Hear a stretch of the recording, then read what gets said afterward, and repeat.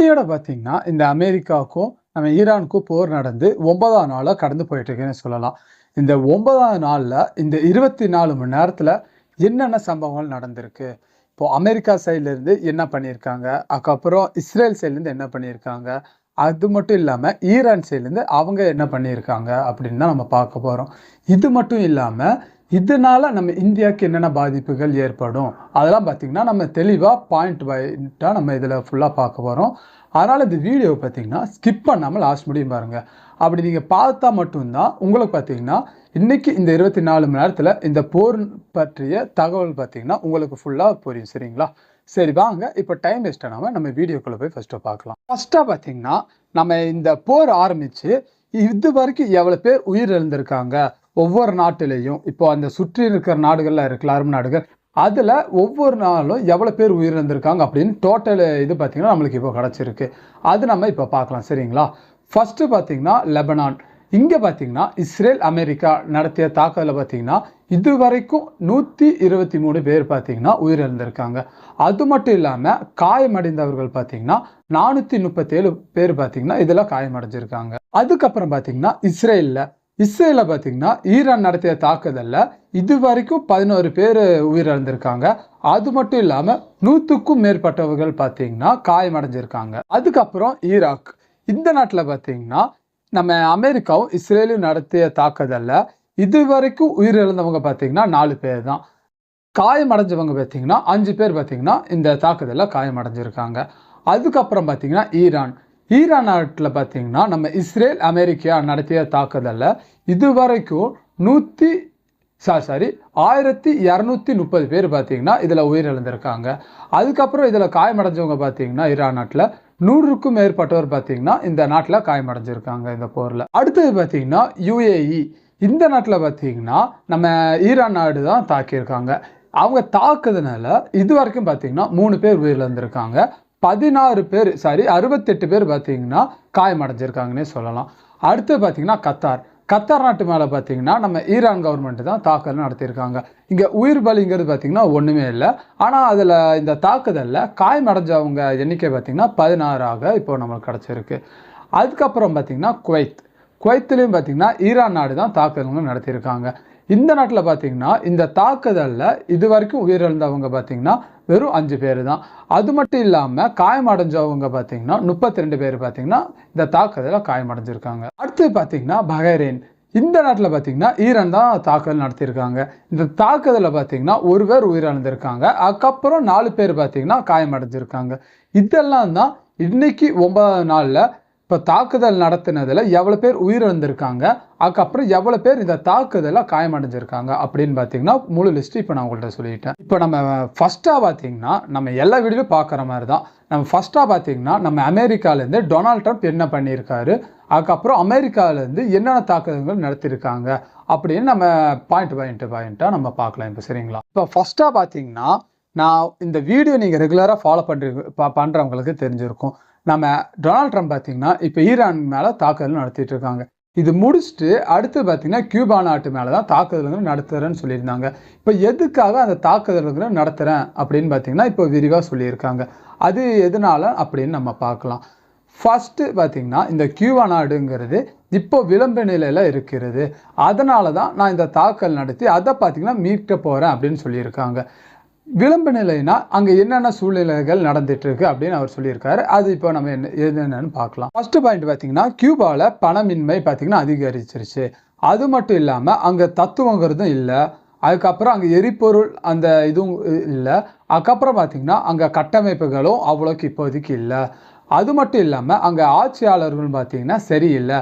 அதனால கியூபாவை பார்த்தீங்கன்னா, கியூபா நாடு இருக்குல்ல, அதை பார்த்தீங்கன்னா நான் இனிமேல் பார்த்துக்கிறேன் அப்படின்னு பார்த்தீங்கன்னா டொனால்ட் ட்ரம்ப் சொல்லியிருக்காரு. இப்போ அவர் போர் தோற்கிறது மட்டும் இல்லாமல் அந்த கியூபா நாட்டையே பார்த்தீங்கன்னா எல்லாத்தையும் அந்த கியூபா நாட்டையே இவர் பார்த்துப்பார் அப்படின்னு பார்த்தீங்கன்னா டொனால்ட் ட்ரம்ப் சொல்லியிருக்காரு. நான் பார்த்தீங்கன்னா போன வீடியோலே நான் சொல்லியிருந்தேன்.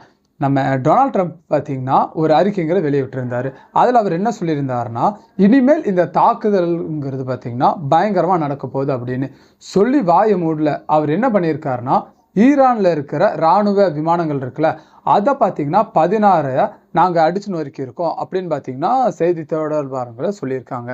அது மட்டும் இல்லாமல் ஒரு எண்ணெய் நிறுவனம் அங்கே இருக்குது. நான் நேற்று வீடியோவில் சொல்லியிருந்தேன், ஈரான் கவர்மெண்ட் பார்த்திங்கன்னா அங்கே வேலை செய்கிற எல்லாத்தையும் பார்த்திங்கன்னா வெளியே வர சொல்லிட்டு இருக்காங்க அப்படின்னு.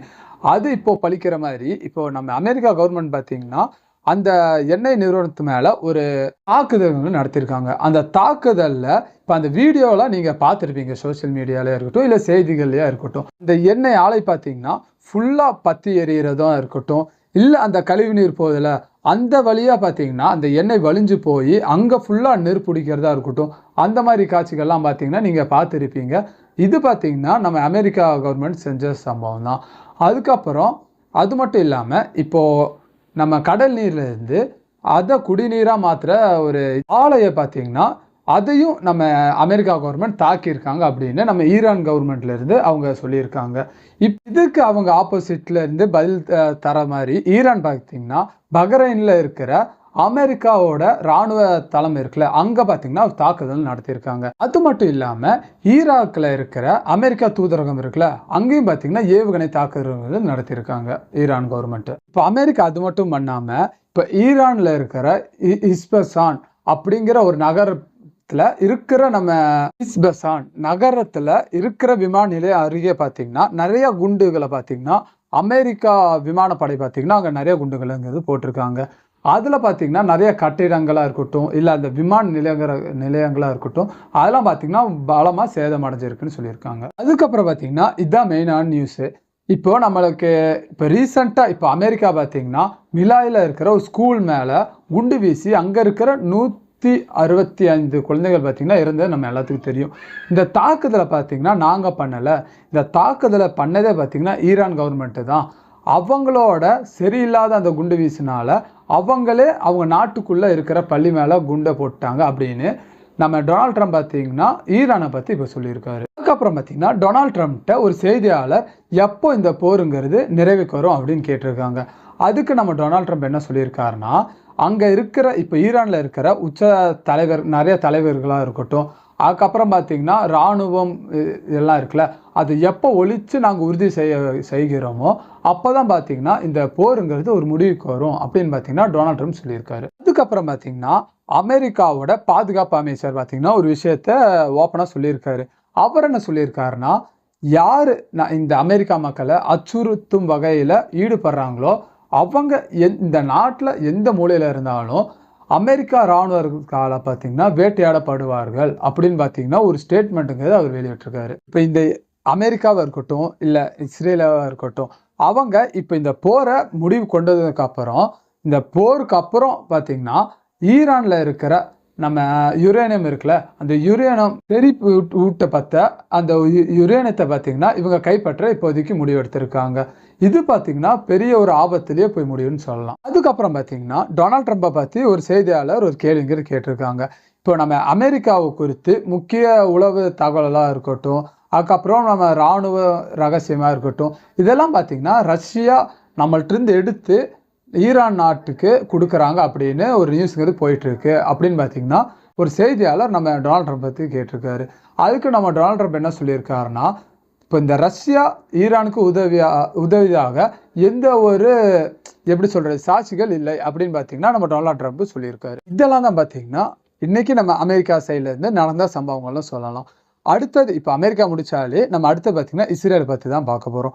இஸ்ரேல் நாட்டில் என்னென்ன பண்ணியிருக்காங்க அப்படின்னு நம்ம இப்போ ஒன் பை ஒன்னாக இப்போ நம்ம பார்க்கலாம். இப்போ அமெரிக்கா பார்த்திங்கன்னா ஈரானை ஒரு பக்கம் அடிச்சுட்டு இருக்கு.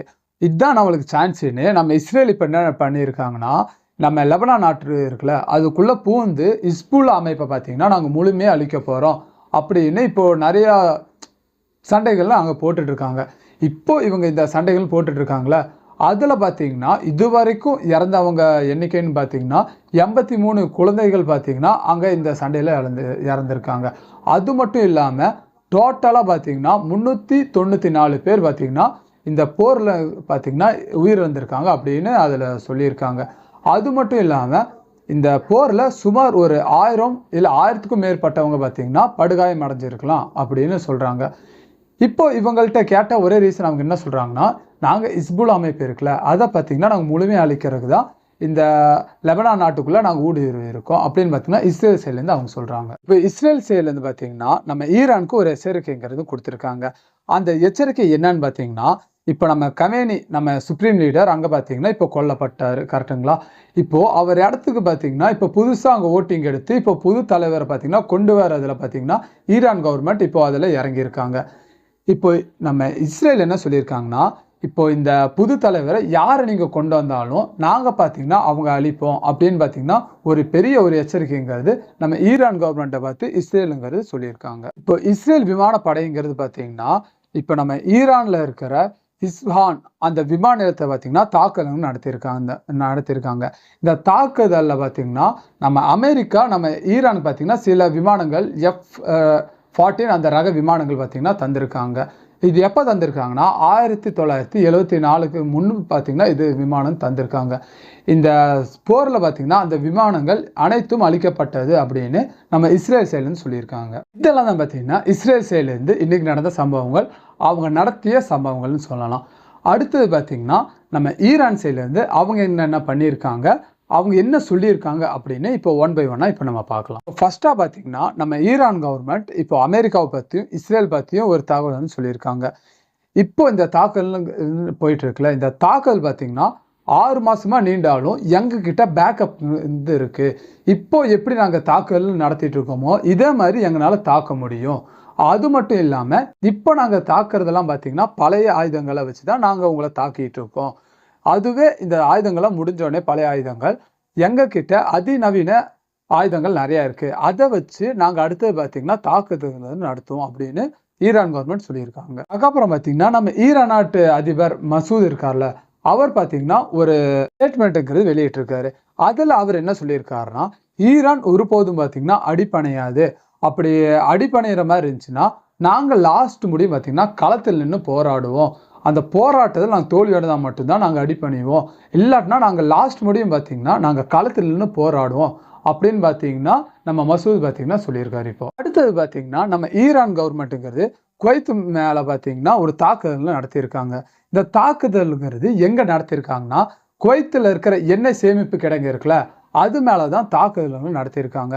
இப்போ குவைத் கவர்மெண்ட் என்ன சொல்கிறாங்கன்னா, இவங்க தாக்குதலுங்கிறது பார்த்தீங்கன்னா எங்கெங்கே எண்ணெய் சேமிப்பு கிடங்குகள் இருக்கோ அங்கே தான் ஃபுல்லாக தாக்குதல் நடத்திட்டு இருக்காங்க.